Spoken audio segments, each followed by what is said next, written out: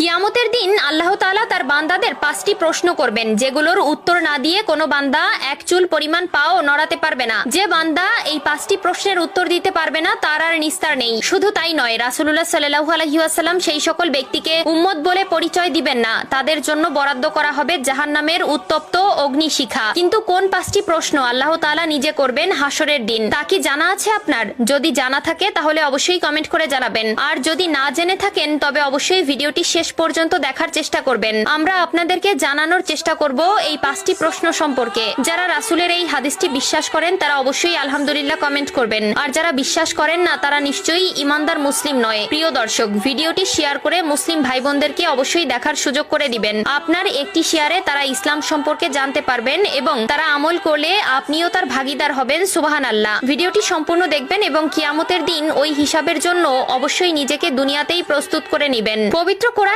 মহান আল্লাহ তাআলা দুনিয়ার কর্মকাণ্ডের জন্য পরকালের জবাবদিহিতার কথা জানিয়েছেন। এছাড়াও রাসূলুল্লাহ সাল্লাল্লাহু আলাইহি ওয়াসাল্লাম বলেছেন, কিয়ামতের দিন এই 5টি প্রশ্নের জবাব না দিয়ে তারা আল্লাহর সামনে থেকে সরতে পারবে না। স্বয়ং আল্লাহ তাআলা নিজে তার বান্দাদের কিয়ামতের দিন যে প্রশ্ন করবে তার প্রথম প্রশ্ন হলো, জীবন কোথায় নিঃশেষ করেছো? আল্লাহ তাআলা আমাদের সুন্দর একটি জীবন দান করেছেন, যার জন্য আমরা আল্লাহর কাছে চির